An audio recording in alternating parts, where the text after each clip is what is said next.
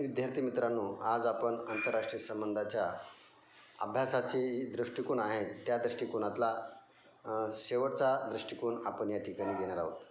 पहिला दृष्टिकोन आंतरराष्ट्रीय संबंधाच्या अभ्यासाचा ऐतिहासिक हिस्टॉरिकल अप्रोच आपण पाहिलेला आहे. दुसरा दृष्टिकोन आंतरराष्ट्रीय संबंधाच्या अभ्यासाचा निर्णय प्रक्रिया दृष्टिकोन अभ्यासलेला आहे. आणि तिसरा कालच्या तासिकेपासून आपण खेळ सिद्धांत, ज्याला गेम थेरी असं म्हणूयात, हा अभ्यासत आहोत.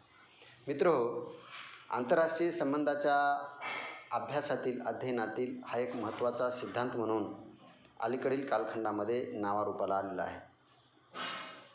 विशेषतः दुसऱ्या महायुद्धाच्या दरम्यान या सिद्धांताचं अस्तित्व हळूहळू पद्धतीने पुढे आलेलं आपल्याला दिसून येतो. हा सिद्धांत काय सांगतो? या सिद्धांताचा मुख्य आशय काय आहे की आंतरराष्ट्रीय संबंधाला एक क्रीडास्थळ मानतो.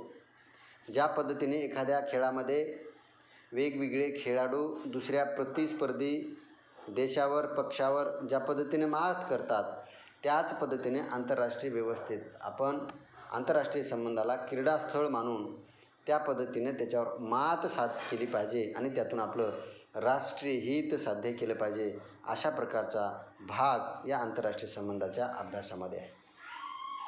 आपल्याला असा प्रश्न पडेल की खेळाचा संबंध आणि आंतरराष्ट्रीय संबंध याच्यात काय आहे साम्य? खेळ हे ग्राउंडवर खेळले जातात, क्रीडास्थानावर खेळले जातात आणि आंतरराष्ट्रीय राजकारण हे वेगवेगळ्या देशाच्या धोरणातून, पॉलिसीतून आकार घेत असतं.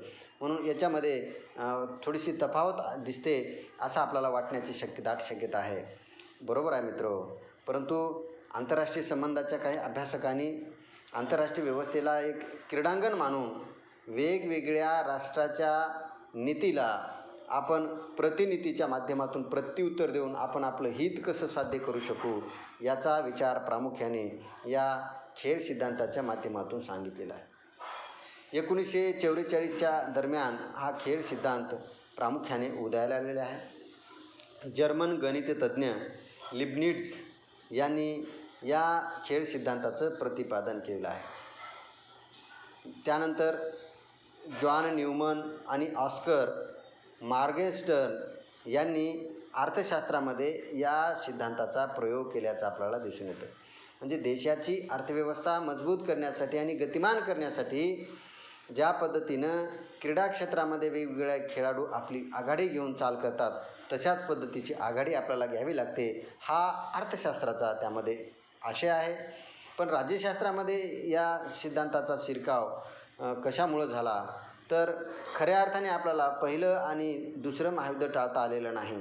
दुसऱ्या महायुद्धाची परिस्थिती अत्यंत भयंकर अशा प्रकारची असताना, या महायुद्धामध्ये जवळपास सर्वच राष्ट्रांची अपरिमित हानी होत असताना, आता आपल्याला भविष्यामध्ये अशा प्रकारचे महायुद्ध होऊ नये यासाठी आंतरराष्ट्रीय संबंधाचं व्यवस्थित पद्धतीने आकलन करण्यासाठी आणि अस्तित्वात असलेले प्रश्न आणि समस्या शांततेच्या मार्गाने सोडवण्यासाठी, त्याचबरोबर या क्रीडास्थळाला एक प्रमाण मानून त्या पद्धतीनं वेगवेगळ्या राष्ट्राचं हित साध्य करण्यासाठी खेळाडू ज्या पद्धतीनं आपले व्यूहरचना करतात, त्याच पद्धतीची व्यूहरचना आंतरराष्ट्रीय संबंधामध्ये व्हावी, अशा प्रकारची अपेक्षा या खेळ सिद्धांतामधून व्यक्त करण्यात आलेली आहे.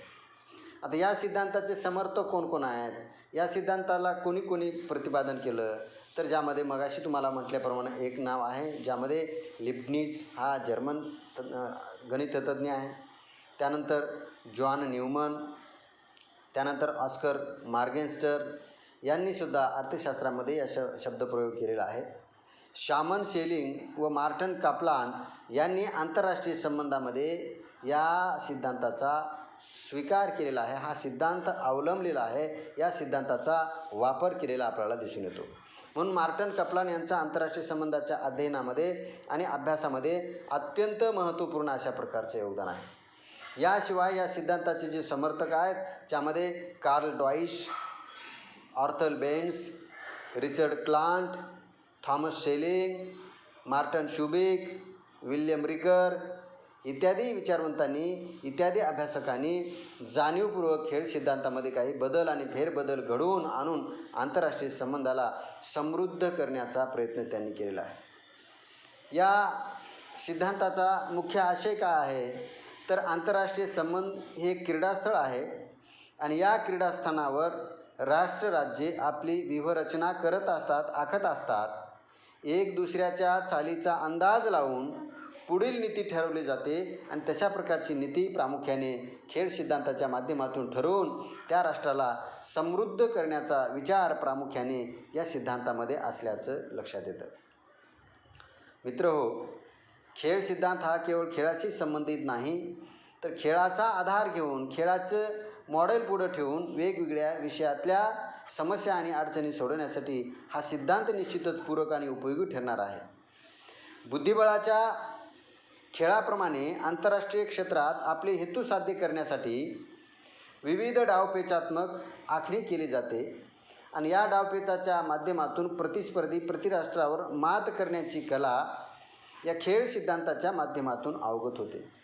आता खेळ सिद्धांत मुळात का आला, तर जागतिक परिस्थिती आणि आंतरराष्ट्रीय परिस्थितीमध्ये समन्वय साधण्याचा प्रामुख्याने यामध्ये विचार आहे.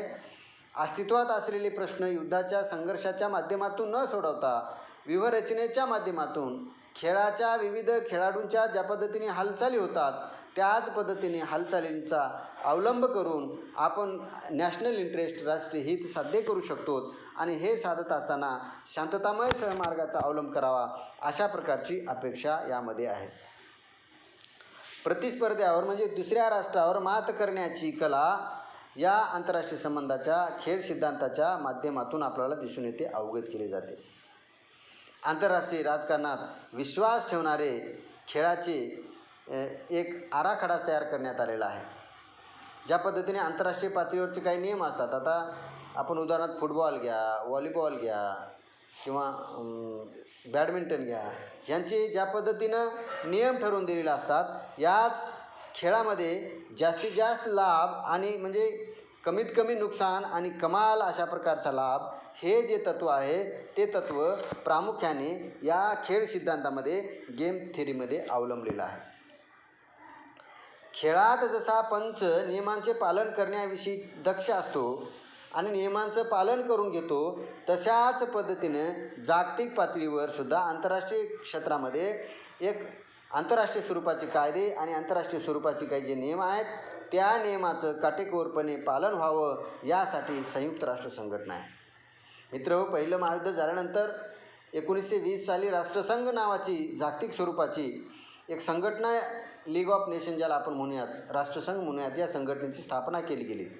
परंतु या संघटनेला म्हणावं तशा पद्धतीनं यश आलेलं नाही आणि पर्यायानं दुसरं महायुद्ध झालं 1939 ते 1945 आणि या दरम्यानच्या कालखंडामध्ये झाली जी अपरिमित हानी आहे ती अपरिमित हानी भरून निघणारी नाही आणि भविष्यामध्ये अशा प्रकारचं युद्ध होऊ नये यासाठी 1945 साली संयुक्त राष्ट्रसंघ नावाची युनो नावाची संघटना स्थापन केली गेली.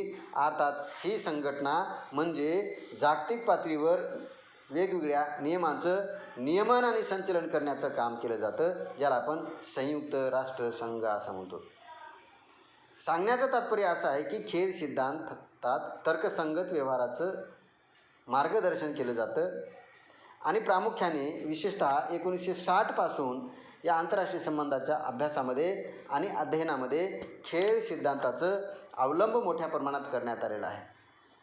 प्रामुख्याने आंतरराष्ट्रीय पातळीवर असलेले प्रश्न जे आहेत युद्धाला पर्याय देण्याच्या अनुषंगानं ज्या पद्धतीने आपल्याला काय पर्याय देता येतील त्या पद्धतीचे पर्याय आणि प्रयोग विशेषतः 1960च्या दशकामध्ये मोठ्या प्रमाणात झालेले आहेत आणि त्याचंच एक अपत्य म्हणून खेळ सिद्धांत अर्थात गेम थेअरी या ठिकाणी पुढे आलेली आहे आणि आंतरराष्ट्रीय संबंधाचं व्यवस्थित पद्धतीने आकलन करून अस्तित्वात असलेले प्रश्न सहकार्याच्या माध्यमातून, खिलाडूवृत्तीच्या माध्यमातून आपण कसं सोडवावेत यासाठी हा खेळ सिद्धांत एकंदरीत विश्लेषण करतो आहे.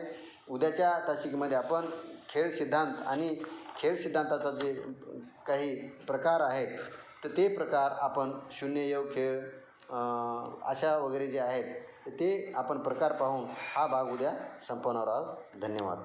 वेळ झालेला असल्यामुळं मी या ठिकाणी थांबणार आहे.